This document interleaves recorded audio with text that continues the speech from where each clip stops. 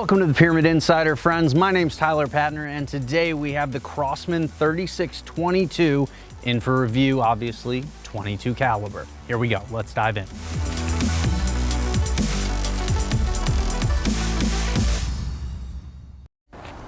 So the 3622 is Crosman's latest entry-level price point PCP. And when I say price point, this is lower than we've ever seen. This is $149.99.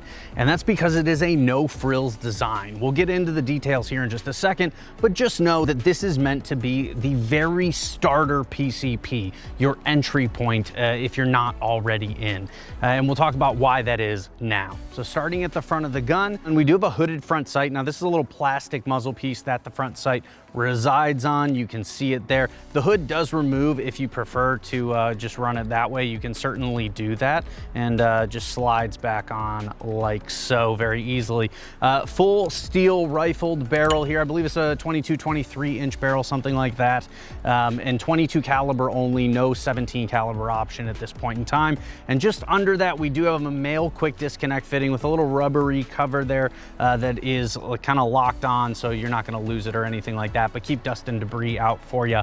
And dropping down below that barrel, we do have our air cylinder. Now this is a pretty small air cylinder, only fills to 2000 PSI, and there's no gauge on the gun, so keep that in mind. But 2000 PSI, it's a relatively small size. This is gonna be great for those of you that are hand pumping or purchasing this gun with a hand pump as your entry point. It's gonna be very easy to do in terms of effort, and 2000 PSI is not a point where this builds up in difficulty while you're pumping very much. So this is gonna be a really great option for those of you that are looking to get a youth shooter into PCPs, or if you're not comfortable buying a tank or a compressor, this is a great way to go for that. Now, as we work our way back, you'll notice you have two barrel bands here, just to point out. Nothing, it's not gonna move or anything like that on you if you're knocking this around in the field, which is good. And rolling on back into the breech block, this is the plastic breech block we've seen on like the 2240, 1377, stuff like that. So you guys know what that means. You can modify this with a steel breech if you wanna mount a scope. And I did say if you want to mount a scope, because as it is right now out of the box, you can't mount a scope on this gun easily, not without some kind of inner mount adapters, or like I said, that steel breech, which is about $50, $60 in terms of an add-on there. But this breech is a single shot breech with a small bolt action. You just pull it back like so, you load your pellet right in there, and you are good to go. Again, 22 caliber pellets only, but this is a very simple system, and it also houses your rear sight, which is adjustable for windage and elevation.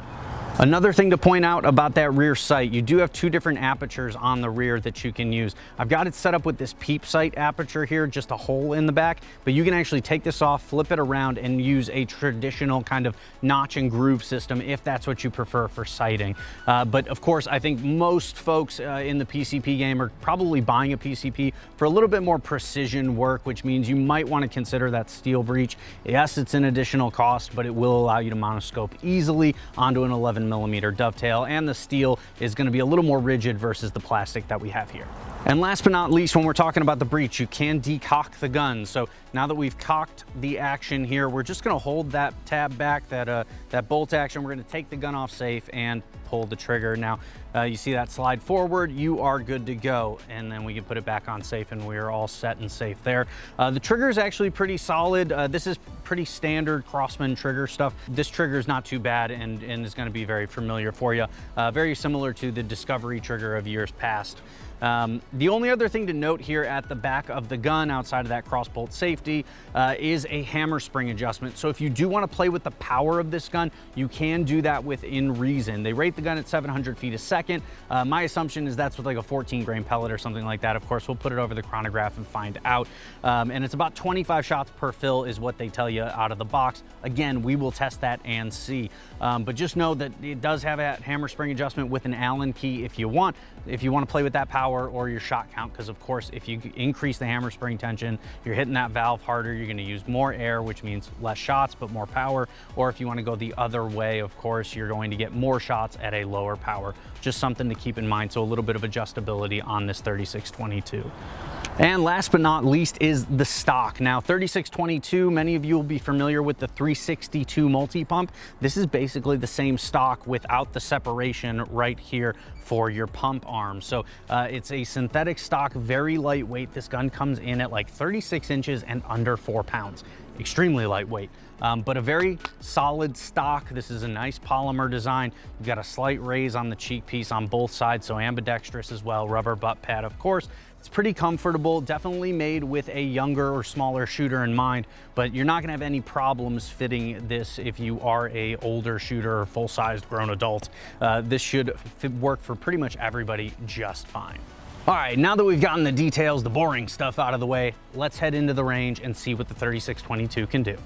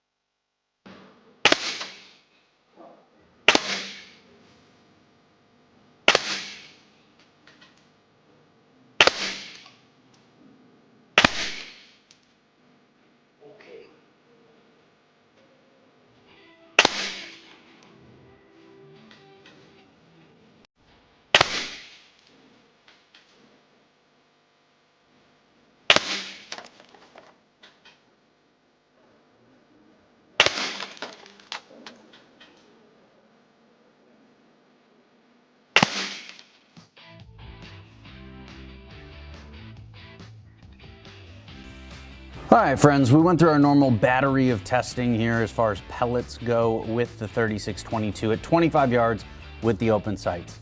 I can't go any further, okay? These glasses do not make this sight picture that much better, if you know what I mean. So with that said, JSB 1813s, this is 1 3/4 inches, so 1.75 inches at 25 yards.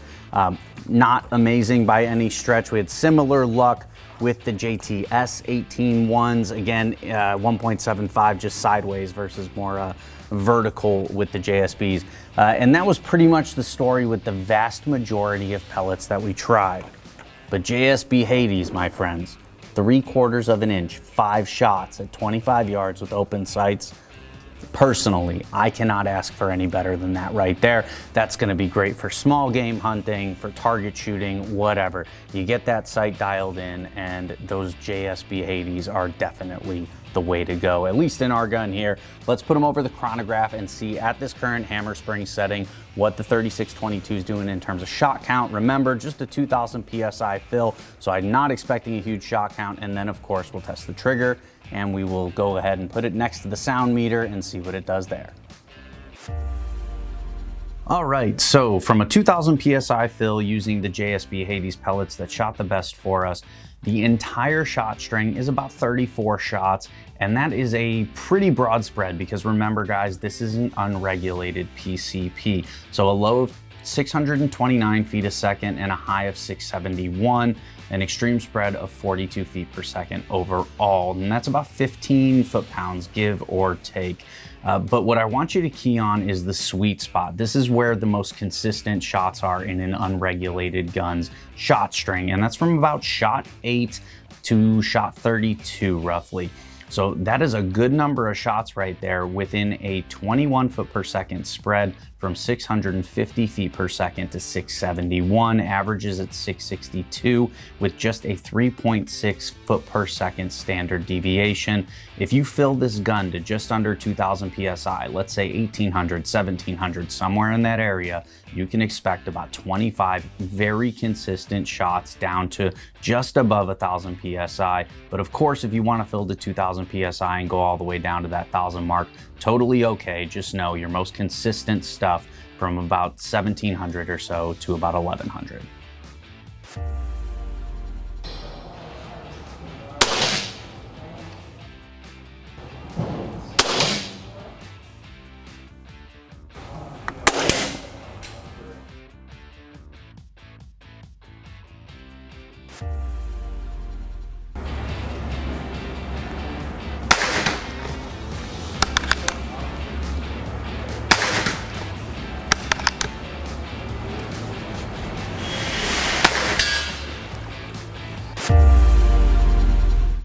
So let's wrap up the 3622. The gun performs pretty well. You've got decent accuracy at 25 yards. I'm not gonna take the time to mount the steel breech and all that. I don't know how many of you are going to do that. We can do it for you if you're interested. But obviously I would prefer an out of the box way to mount a scope. I understand that's not what Crosman was targeting in terms of the market segment with this gun, and price was the real driver here. They wanted to keep it as affordable as possible.